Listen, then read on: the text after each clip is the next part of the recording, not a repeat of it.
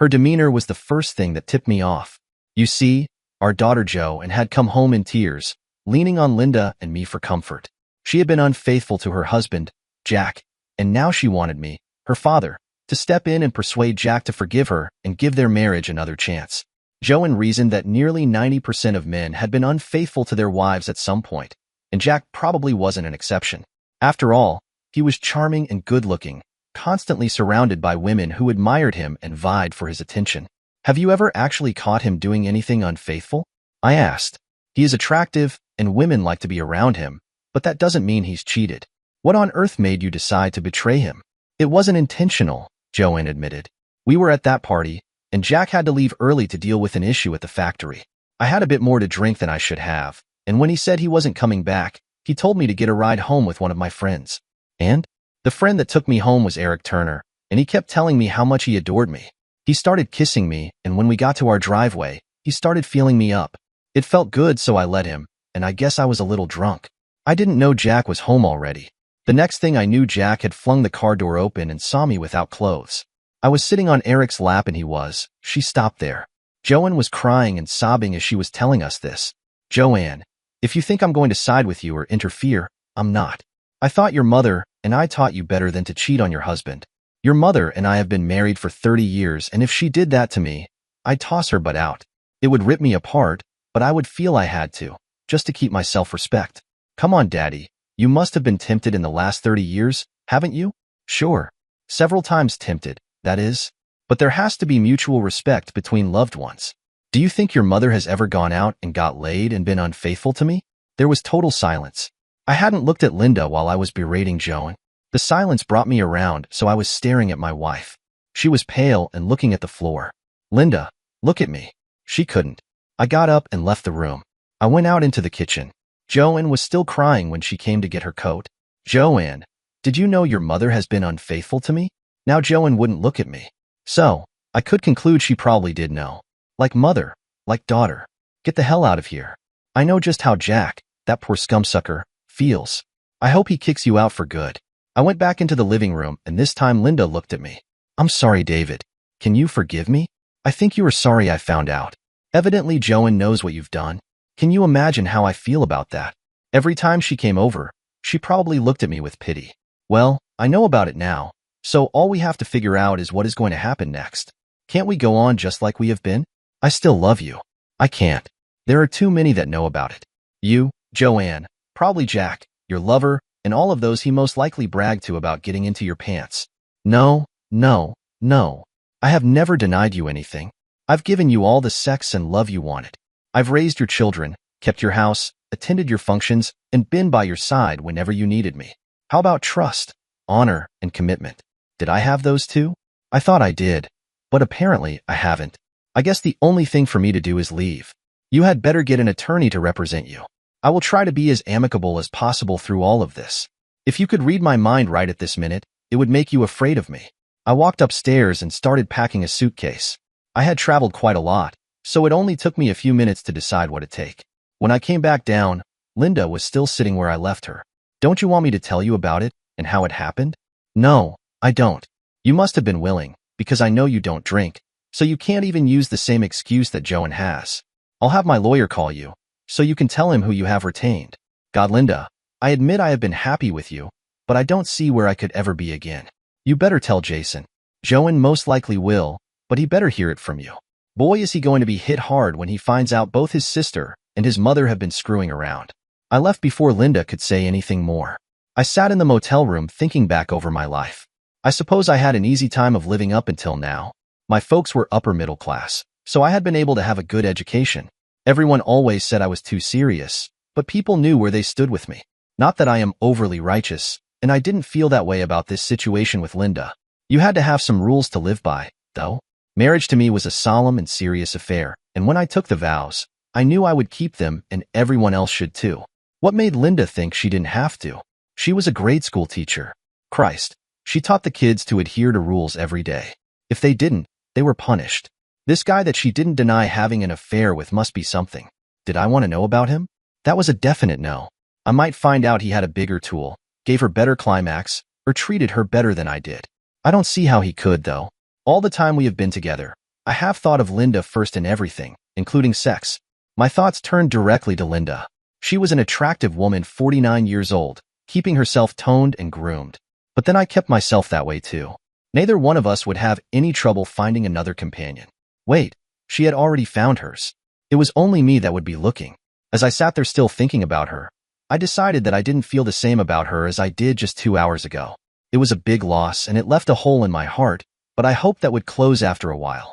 The love I had for her would last for a long time. It just wasn't as strong as it used to be. Jason and Joanne, our kids, I'm sure would pressure me to stay married to their mother. Maybe not though. Joanne at least knew of her mother's affair. Maybe she thought Linda was traveling down a better road away from me, instead of with me. Well, I would deal with this the same way I did everything. Wait and see what developed and then choose the best alternative. I called Alex, my attorney, Monday morning and said I wanted a divorce from Linda. He questioned me extensively as he was not only my lawyer but a friend of both of us as well. I told him I didn't have any proof. He said whoever Linda chose for a lawyer would advise her to fight the divorce. I said there was no way that Linda could get my love back, no matter how hard she fought for it. I said I would be fair in any settlement and would split everything down the middle. So besides the paperwork, that was the main goal for him. My secretary took calls from Alex, Jason, Joanne, and Linda in the afternoon. I had directed her to tell them to call my motel in the evening if they wanted to talk to me. Jason, Joanne, and Linda were waiting for me when I reached my motel. Dad, can we talk in your room? Mom knows she has wronged you, but she is hoping you can get beyond this. We can talk, but she is going to be disappointed. We went up to my room on the second level. Did Jack take you back, Joanne? I begged him to, and he said I could come back, but I would have to stay in the guest room until he makes up his mind. He won't sleep with me either. Tears were in her eyes. Well, good luck. If you beg hard enough and really intend to remain faithful, he might. Linda was given some hope over what I said to our daughter. I soon dashed her hopes. You made a mistake. Maybe Jack can live with that. I can't though. I'm just not made that way. David, if you come home and I sleep in the spare room, can't we resolve this?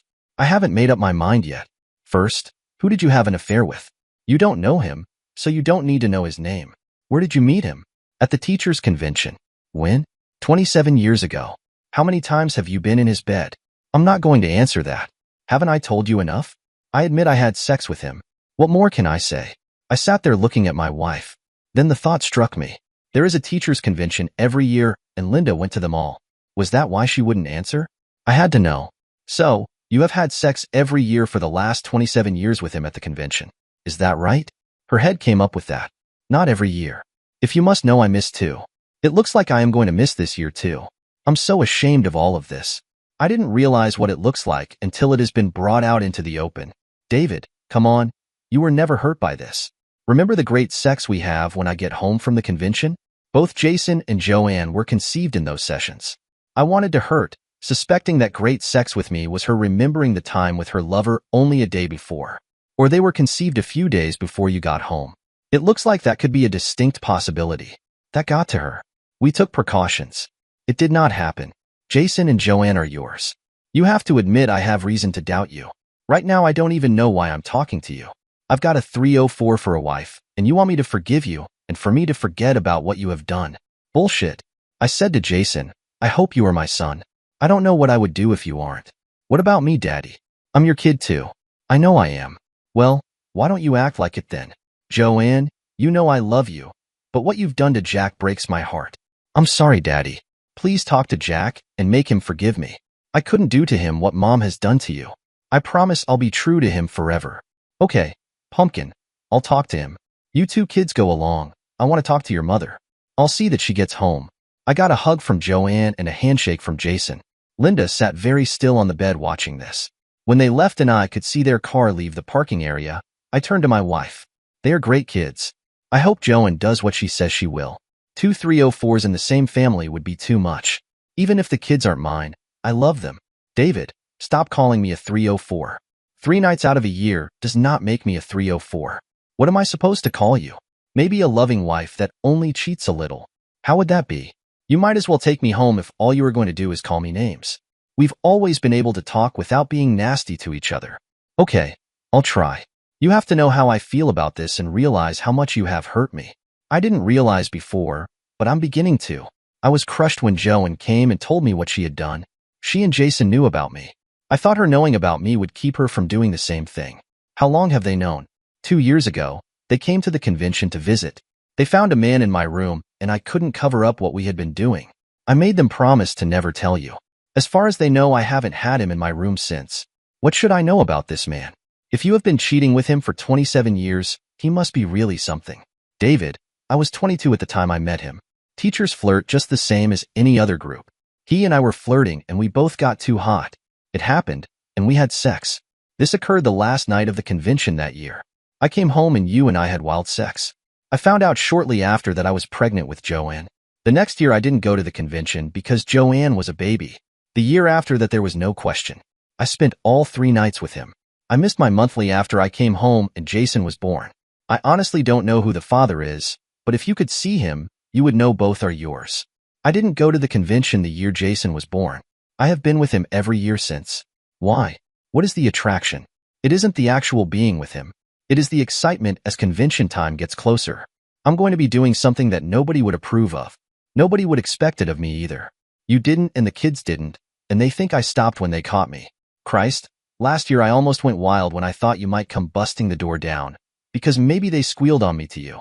I looked at this woman who I thought I knew so well. She just told me that I not only didn't have all of her body, but she was thinking about this lover of hers a good part of the year too. With me out of the picture, maybe it will be 10 times more exciting. Let's see.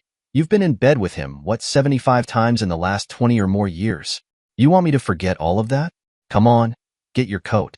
I will take you home. This is the end of us, isn't it? You are a good man, David. I'm truly sorry I haven't lived up to your expectations. You wouldn't know what it is like unless you have been in the same situation. I'm sorry you've missed that too. It makes you so much more alive. Linda was killing what love I had for her every time she opened her mouth. I looked at her with disgust. It didn't seem to bother her. Maybe she felt she wasn't a 304. I could think of other words that came to mind. Cheating 304. I talked to Jack about Joanne. I said I couldn't advise him. Once trust was gone in your wife, you might never get it back. I told him everything about his mother-in-law. I said if she had come and confessed after sleeping with the man the first time, I might have kept her and tried to rebuild the trust. After 27 years of her cheating, it was impossible for me to even consider it. We got drunk, and it was me that half carried him home that night. He slept on the floor, and I slept on his couch. Joanne had evidently called her mother and cried on her shoulder, for Linda was there for breakfast in the morning. She really lit into me and had a screaming fit, saying I was not helping to get things squared away between the young folks. I just got up and left. I didn't even answer her. Weeks went by. Jack did let Joanne back into his life. I was glad for them. A few months later, Joanne told me she was going to have a baby. Both Joanne and Jason kept close watch over me. They were uncertain who their father really was, me or their mom's lover. It made me feel good that they wanted me to be the one, and I became closer to both. Jason found a girl, and she is a lovely thing. They make a cute couple and are so much in love. I look forward to her being my daughter-in-law. I see Linda rarely and always go out of my way to be civil to her when we do meet. Jason told me that she didn't go to the teachers' convention this year. I told him it was nothing to me either way. Linda and I did split our assets pretty fairly. The house where I had spent so many happy years with Linda was sold. I almost made a bid on it, but then I thought of living there and remembering that when Linda was with me, she probably had her mind on her lover. Joanne and her mother talk a lot. Joanne told me that the man Linda shacked up with was married and had a family just like she did. They had made a pact to never contact each other during the year, waiting for convention time to come together, and only then. There were times when being divorced from Linda would come back to hurt and haunt me. We had 3 restaurants that we had frequented as a couple through the years.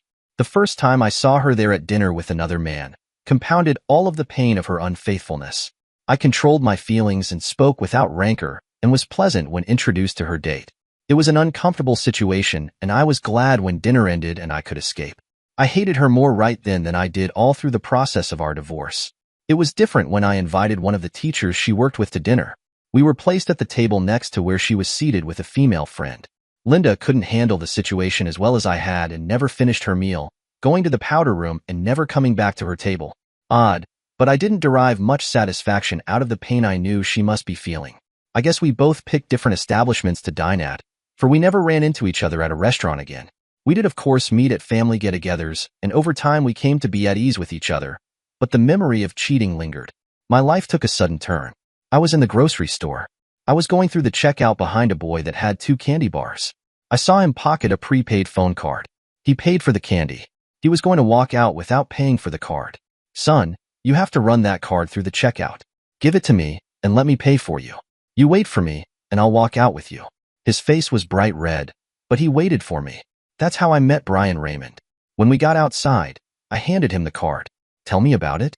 You were going to steal that card. There was a clerk on the next counter that was watching you.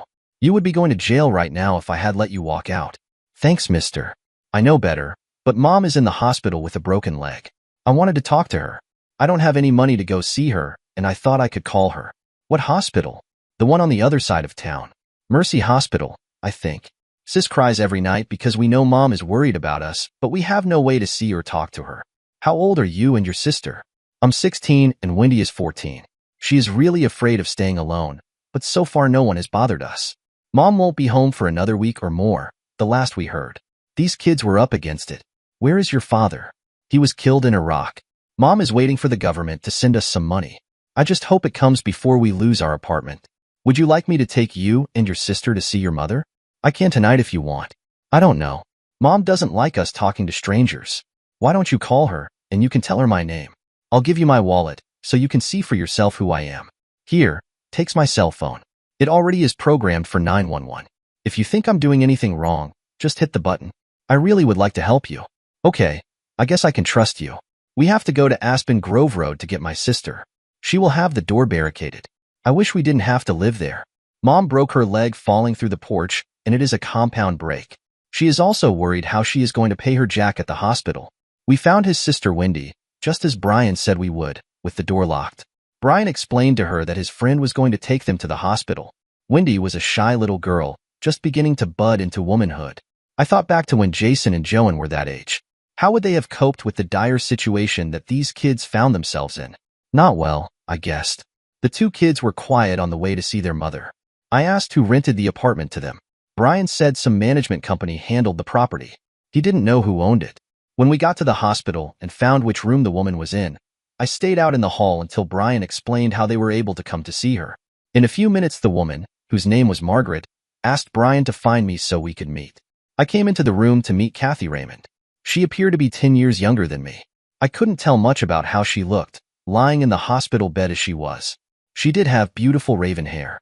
Wendy was combing it as she talked to me. Thank you so much. I worry about Brian and Wendy, and I'm lying here and can't do a thing about it. Wendy is so scared living where we do. It is the most terrible place to be in. I'm David Collins. Finding out how bad her situation was, I made a sudden decision. I have an empty camp that is livable and in a better section of town. When Dad bought the cabin, it was a hunting camp. Now the city has grown up around it, and it is right in the middle of a working-class neighborhood. You are welcome to use it until you get well. It is still a camp, but it has everything except bedrooms. The sleeping quarters are 2 double bunk beds in 2 different rooms with 1 other room with a single bed. So, it sleeps 8 people comfortably, plus 1. It has a big kitchen living room combined. It looks kind of rustic from the outside, but is nice inside. My family all use it as a place to get away. I have 2 kids. Joanne is 24 and pregnant with her first child. And there is Jason. He is 22 and has a fiancé. I hesitated. No wife? This from Kathy. No, but I do have an ex-wife. We get along pretty well, and she is often at the camp with the rest of the family. She teaches school over on South Street. I could tell this woman was interested. The kids would have to attend a different school. How could they get switched over? I would love to have them get out of this place. That shouldn't be a problem. I am well known to most of the administrators, mostly through my wife. I could take Brian and Wendy around tomorrow and explain the situation. A few phone calls, and they should be all switched. How much is this going to cost? I don't have any money and I always pay my Jacks. It will take me forever to pay off the hospital as it is. Kathy looked worried, but didn't shed any tears, so I knew she wasn't one to play on another for sympathy. Let me tell you a little about my situation. I'm 50 and I live in a 2-bedroom apartment. I'm a financial advisor at one of the major banks here in town. I don't have many expenses for I haven't started dating since my divorce, so what it would cost to help someone out wouldn't hurt me at all. If you wish I can keep track of what I spend, and when you are in better financial shape, we can talk about it then. You said you were divorced. Is there anything in your past that I should worry about? I mean with Brian and Wendy being young and all? You're asking if I'm a pervert. No, I'm not. You can call anyone in my family and they would say I'm too straight, if anything. That includes calling my ex if you want to. I'll leave all the numbers with you anyway. That way if you need to get in touch with me sometime, you can call them. If I'm not at my apartment, I'm usually over at my daughter's. I'm the one going to Lema's classes with her. Jack, her husband, kind of shifted that duty onto me. Why are you taking the trouble to do this for us? To be honest, I don't really know. I don't know why I spoke to Brian earlier either. When he told me what kind of a situation you were in, I decided to help.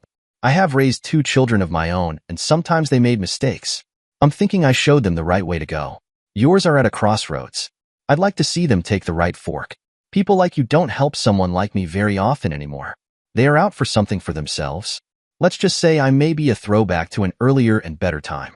That is what my ex-wife would tell you. I'd like you to trust me. I'm going out to the waiting room. You can talk it over and Brian and Wendy can give me your decision. Anyway, Kathy Raymond, it has been a pleasure meeting you. I reached over and grasped her hand, saying goodbye. Brian and Wendy joined me almost an hour later. It was getting time for visiting hours to close. Mr. Collins, Mom would like one more word with you before you go. I went back to Kathy's room. Mr. Collins, I'm putting my trust in you. Brian told me what he did and what you did to save him from all kinds of trouble. If you would do as you said you would do about finding a safe place for them, I will be very grateful. Okay then, this is good. I'll tell you what I'm going to do tonight. I'll swing out by the cabin so they can see where they will be staying until you get out of here. Then I'll get them something to eat. It will have to be fast food, as it is late. I'll take them to my apartment and give Wendy a room and settle Brian on the couch. Brian or Wendy will call you from there before they go to sleep. Wendy can have my cell in case she wants to call anyone. I'm telling you all of this so you don't have to worry. Will that be all right? That's great. I am putting a lot of trust in you, and for some reason I feel I can. Thank you. I heard Wendy talking to her mom again in the morning. When she came out of her room, I looked at her and then at Brian. You two need something better to wear to a new school. We'll go by Target store and get a change of clothes for you. Then we'll get you into school. I'll pick you up this afternoon, and we can go get some of your things from Aspen Grove Road. I was glad to see that Wendy chose some attire that was as conservative as I could wish, a simple blue skirt and white blouse. Brian had new jeans and a t-shirt. I had them enrolled and into a class by 10 o'clock. I got on the phone to Alex, the attorney who handled my divorce. Alex, would you find out who owns the slum tenement on 149 Aspen Grove Road? I gave Alex the story of the Raymonds. When you find out who owns the building, threaten them with a lawsuit if they don't pay Mrs. Raymond's hospital jack. She does have a good case. If that doesn't work, tell them that I will have the city health and fire inspectors in there and have the building condemned. They can balance that against one hospital jack. Damn, David. Are you turning into a bleeding heart liberal and going to save all the downtrodden of our poor city? No, just one poor war widow with a couple of teenagers. I may have something else for you to do for her. It seems unreasonable that she should wait for the death benefit of her husband from the government. But that can wait for now. Okay, buddy, I'll see what I can do. Brian and Wendy came bouncing out of school looking for my car. I again handed Brian my cell to carry, and we headed for Aspen Grove Road to get some of their things to move to the cabin. The kids were excited about having a safe place to live again. They were also excited to think their mother wouldn't have to worry about them so much either. I promised to take them in again to see her tonight. I pulled my Impala up in front of the tenement. For a moment I wished I had brought Jason with me. I never went down into this section of the city. It should be safe enough in the middle of the day, but you wouldn't catch me here after dark. I was helping Brian and Wendy pack stuff in garbage bags as we didn't have enough boxes. When we had most everything except a few clothes, Brian and Wendy started carrying the bags out and filling my car. The second trip they took, I heard a commotion and Wendy screaming. The door was open and I could see her struggling with a good-sized youth or young man. There was a baseball bat beside the door jamb that Brian had pointed out to me when we first arrived. I picked it up and flew out and down the steps. I could see that Brian was down and was being pummeled by another boy. There were 3 boys or men that were concentrating on trying to get Wendy into a beat-up old car. I launched myself at the nearest kid, flailing at him with the bat. I actually heard his ribs break when I connected. I got in a glancing blow at another one's head, and he dropped like a dead ox. The other kid that had Brian down climbed onto my back, hitting me with his fists. Wendy had lost her top and was trying to get away, losing her skirt in the process. I kept coming at her abductor, and I got in one more blow before I stumbled. It was enough to make him let go of Wendy. That one turned and headed for the car. I swung with all my might and connected with one of his knees. He was the one screaming and down now. The boy that was riding my back figured that he had enough and scooted around and into the car as I stood up. He had one more thing to do. Evidently, he had a gun on the car seat, and as he pulled away, he fired out the window. I didn't go out immediately, but I went down. The bullet hit me in the right side. Wendy was screaming for someone to get the rescue squad and the cops. In just a few minutes, there was a police car pulling up. Wendy was crying over me. All she had on now was a skimpy bra and her panties. She was hugging me, and she had more blood on her than I did. I guess I passed out, for when I came to, a medic was working on me. He was smiling and telling me the wound wasn't life-threatening. The first thing I asked was for the police to call Jason Collins to come get my car and the 2 kids. If they couldn't get him, then call my son-in-law, Jack Thompson at the Acme factory, and have him do it. A neighbor volunteered to watch out for Brian and Wendy until one of my sons showed up. A cop said he would stick around too. I was transported to the same hospital where Kathy Raymond was. I was in the emergency room forever it seemed, and then I went into surgery. I woke up in ICU. A few minutes after that, Joanne came in. "You're crazy, Daddy." I couldn't believe it when Jack called me about what happened. "What were you thinking? Are Wendy and Brian okay? You are taking care of them, aren't you?" "Daddy, you didn't answer me, but yes, they are okay. Both of them are outside and can come in a minute. That Wendy is the sweetest little thing. Where on earth did you find her?" "Oh, I get around. She reminds me of you when you were that age, and she is in trouble, so I just had to step in. You are all grown up and soon going to have a baby, so I just had to start over. Look, after they see me for a few minutes, would you take them in to see their mother?" I promised I would, but after that gun battle, I can't. I tried to laugh, but it came out more as a groan. Levity was never my strong suit, and Joe didn't know what to make of it. Wendy came in with tears in her eyes and cautiously came up and kissed my cheek. "Mr. Collins, I'm so sorry you got shot, but you saved me from those boys. They have been trying to get to me forever. That is why I was so afraid to stay there." I talked to a newspaper reporter and told him all about what happened and how you saved me and Brian. He said it would be in the paper tomorrow. "Was that okay?" "Of course it is. Is my family taking care of you okay? Joanne is going to take you to visit your mom. I'm staying with her tonight, and Brian is going to stay with Jason. They are as nice as you are." Jason came in. "Christ, Dad, what were you thinking? You can't go down into that section of the city alone. You've lived here long enough to know that. What's with the kids anyway?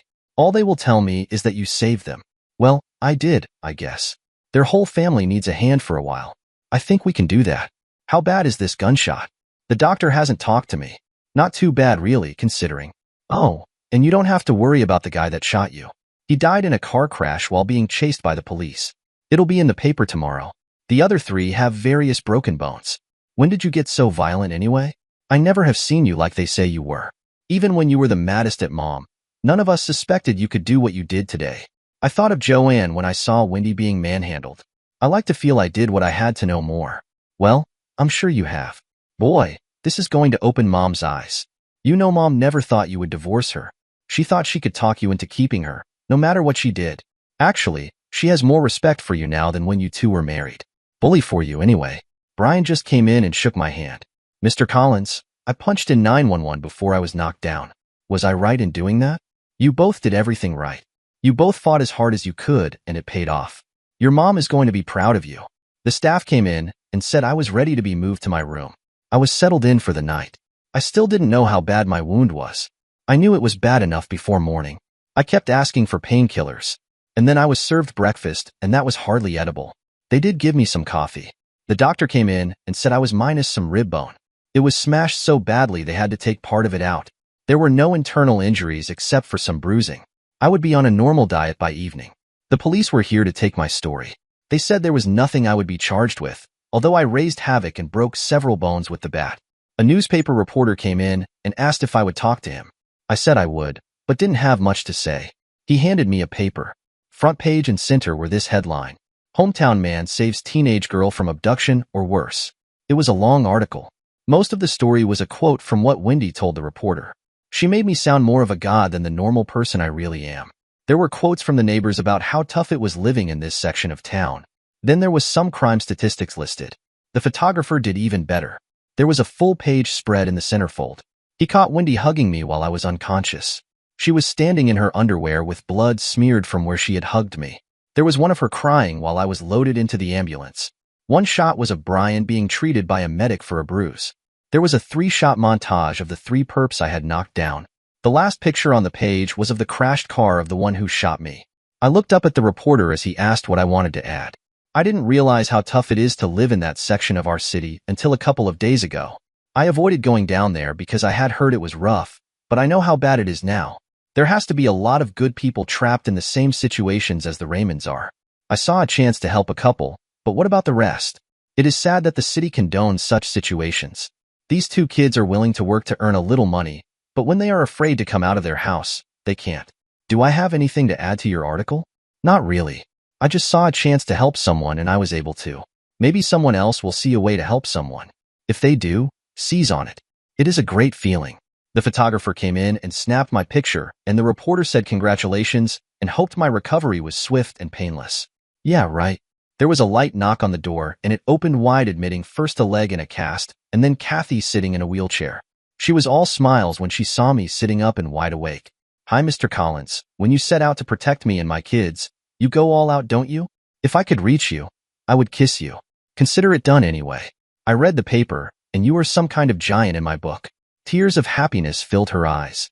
I thank you, but you have to remember that what you read in the paper was taken from an impressionable 14-year-old girl. The result is the same, isn't it? No matter who wrote the story, the results are in the deed. Anyway, I'm thankful. I was very doubtful of you at first. I'm glad you convinced me otherwise. You wouldn't be a parent if you didn't have concerns. It shows how you feel about your children's welfare. I am the same with mine. There was another little knock on the door. I looked up as Linda came in, looking concerned. Hi, David. How are you? She came over and pecked me on the lips. Damn you. What were you thinking? If you're going to save humanity, can't you find some place where you aren't going to get a bullet in your butt? This made me want to laugh, but I knew it would hurt too much. Linda, may I present Kathy Raymond? It was her kids that were with me when I got shot. You will have to meet them. They are as nice as Jason and Joan. In fact, I think Joan had Winnie with her last night and Brian stayed with Jason. Kathy, this is my wife, I mean ex-wife, Linda Collins. I watched as the two women examined each other as women the world over were wont to do. Linda was tall, thin, and well put together. I didn't know what Kathy looked like yet, but I liked what I could see. For a minute I could see into Linda's mind. David, I had someone take over one of my classes so I could come see how you were. I have to leave and get back to school. I still think you were crazy, but I'm glad you are going to be okay. This was the woman that I had been married to for 30 years. The kiss she gave me was more like the one I would have received if we were still together. Kathy turned away so as not to be intrusive for what she knew was going to be an intimate moment between Linda and I. Kathy followed Linda out of my room.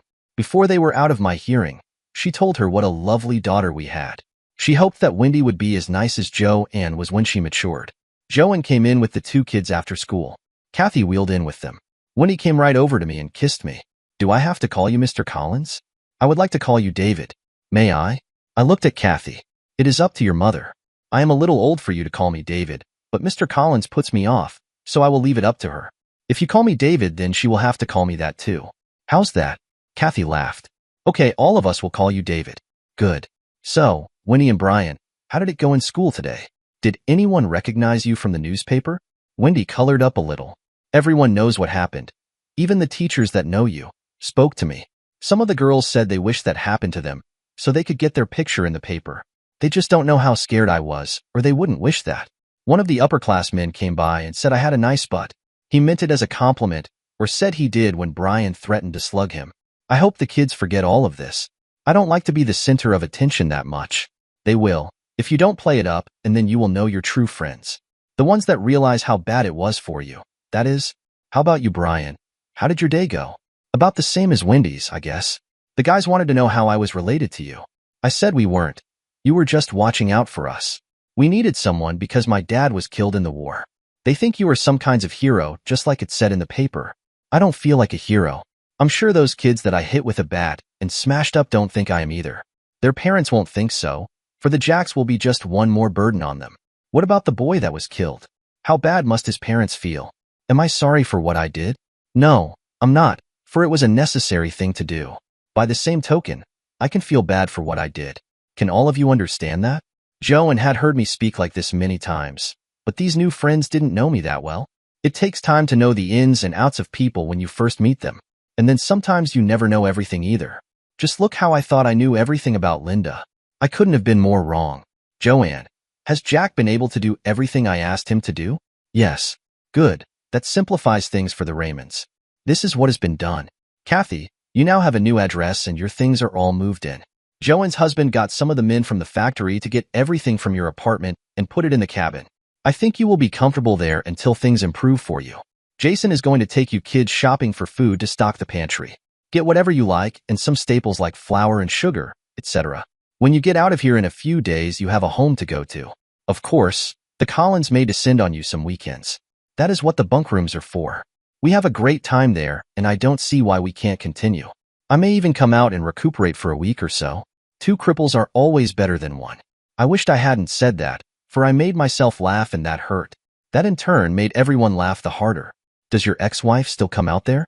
Not often, but yes, she does, for she is still family. We are rarely there together, but she is always welcome. I looked at Kathy and continued. There were some issues that came up between Linda and myself. We decided as long as we couldn't resolve them, it was best that we divorce. We don't go around blaming each other, and I suppose we still have some love from the many years we were together. We haven't been apart that long for either of us to find someone else to love, but eventually that could happen. That's in the future, though. Alex, my lawyer, came in and spoke to me in the afternoon. Well, I have some good news for your woman in the other room. The management from the Tamarack tenement that housed her has agreed to pay the hospital Jack. She will have to sign a paper not to sue, and she will have to be responsible for her own therapy or rehabilitation. I think that is the best she can expect. Shall I go tell her? Sure. Her things have already been moved from Aspen Grove Road. She can now put the whole experience behind her, just as soon as she is discharged from here. Where is she staying? I thought she didn't have any money. How could she move? She would need at least $1,500 to find a place even halfway decent. You didn't lend her the money, did you?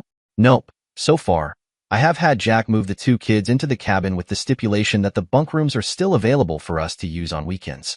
She will be joining them. I assume you will be one of them. What has she got on you? Are you on the rebound from Linda and trying to buy her love? No, of course not. Look, I met the kids.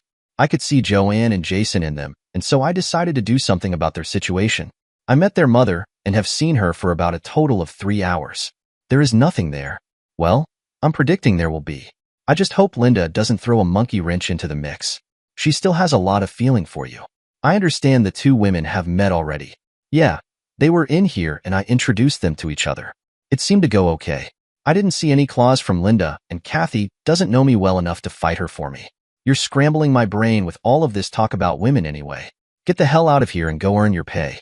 Alex was laughing as he left. Alex popped his head in my door as he was finished in the other room. She'll fight Linda for you now, after what you just did for her. David, my words. 3 days later, I was discharged and returned to my apartment. After all the attention, I was lonely. Being profusely thanked by Kathy about resolving the hospital Jack, I passed it off the best I could. I was embarrassed. She was so verbal. Finally, I asked her to please stop. Okay, I'll stop, but what I said is the way I feel. You can't stop that. 2 days later, Joanne said that Kathy had her hard cast removed and an air cast put on. She was still mostly confined to the wheelchair, but could be up and move around to some extent as long as she was careful. Her stay in the hospital was on a day-by-day basis. I spent the first night alone in my apartment, but the second night Brian and Wendy decided I needed company, so they were staying with me until their mom was able to move to the cabin. These kids were sharp and already had set their goals in life. Brian wanted to be a chef, and Wendy said she wanted to work with children in some form or other. After being asked if the people around the cabin ever needed a babysitter, she came home with a book from the library on babysitting and childcare. She pored over it all evening, and then had me ask the questions that were a test in the back. She answered everyone correctly. Brian followed Wendy in heading for the library, bringing home books from the chefs of the world. He even found one printed in German. I laughed at this, but he countered, "We spent 16 months in Germany with our dad while he was stationed there. I learned the language, so I have no problem reading the cookbooks. German food is usually heavy and coarse, but you never know where a chef is going to end up working. The more versatile you are, the more positions are open to you." The kids stayed with me until Kathy was ready to leave the hospital. All 3 of them begged me to go to the cabin with them, and I did for a short time. I was healing nicely, and most of the pain had disappeared from my side. Linda was tall and well-toned. Kathy was short and cute with her dark hair and softer, more voluptuous body. She was carefree and open as well. Talked much more, but made sure a person was included in whatever she was thinking. When she sat on the couch with you while watching TV, she might say something like, "You don't mind if I lean on you, do you? It's more comfortable." You would know that there wasn't any sexual content in her remark, just that she wanted to be comfortable. I stayed a week and then returned to my apartment when I went back to work. I could have stayed away from my job longer, but I needed an excuse to have a break from being with Kathy. I was falling in love. Something that Alex had said was going to happen, and it did. The first night I was in the cabin, Kathy fell asleep while we were watching television and slowly leaned into me. The only comfortable position for me was to put my arm around her. When she woke up, she looked up at me and said, "It was nice waking up that way. I hope it didn't bother you." "No, I enjoyed having you next to me." I found out that Kathy was 8 years younger than I was, and there wasn't a serious bone in her body. Everything had a bright side, and she found it. I had taken some of her worries from her at the lowest point in her life. Now she was returning to her usual sunny self. Brian and Wendy put last month's mishaps behind them and paralleled their mother in enjoying life.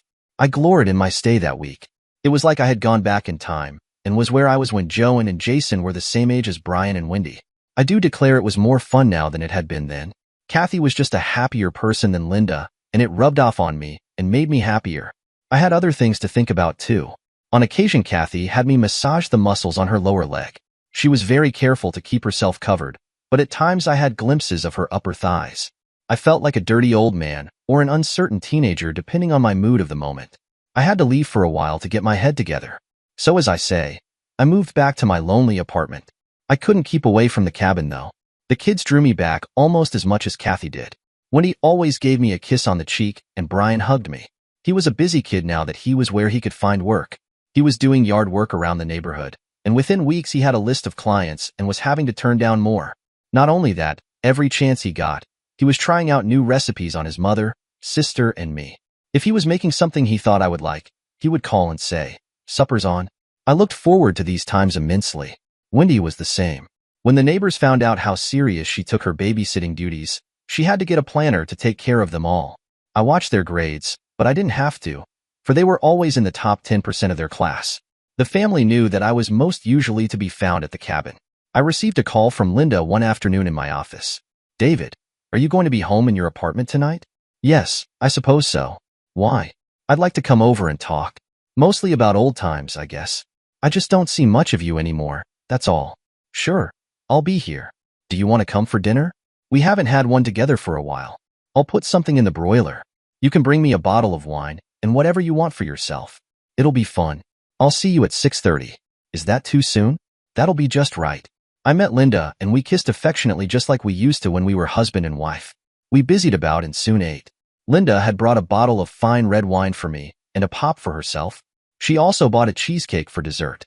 I went light on the wine, having only one glass. Over our coffee, I asked, "What's up, Linda? You act like you were trying to seduce me." "Up front, David, I am. I'd like you to make love to me. I also want to see if I made a mistake 27 years ago. If there is no more excitement in our lovemaking than there was all of our time together, then I will know it wasn't a mistake for me to cheat on you. I know I'll be using you, but you called me a 304, so tonight I want to be your 304. I'll know for sure what I am before the night is over." I did my best, but the thought of Linda cheating on me for so many years put me off. What I was doing with Linda wasn't even pleasurable. I gave up. Later after a shower, we lay down together and talked. We did a lot of reminiscing about Jason and Joanne. Linda started giggling. We just tried to make love thinking about someone other than whom we were having sex with. Now don't tell me you weren't thinking of Kathy.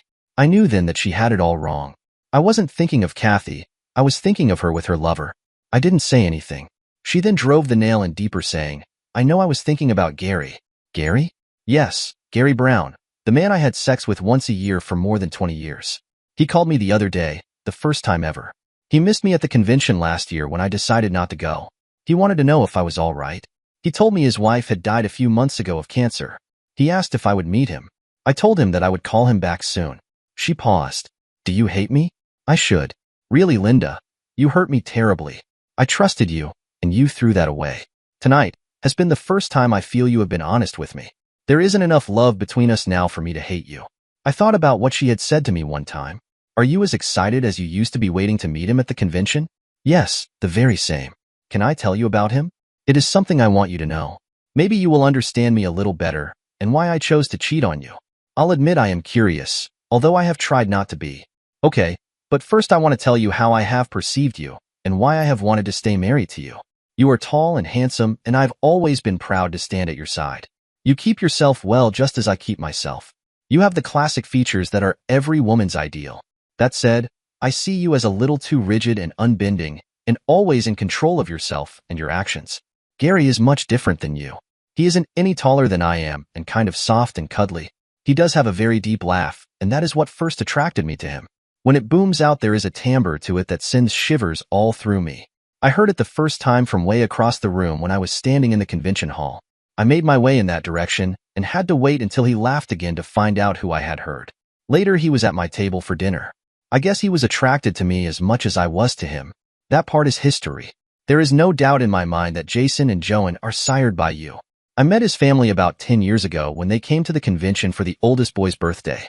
He has 3 children, and they all look like him, and I almost feel sorry for the girl. She is so homely. It is a crime. But she doesn't realize it, or if she does, she chooses to ignore it. That actually makes her quite sweet. His wife was a little, sharp, bird-like thing and micromanaged all of their lives. She kept telling the children, then in their late 20s, to sit up straight and look intelligent. Gary let out his laugh once at the table. She told him to hush. People would be looking at him. I guess living with her was a bitch.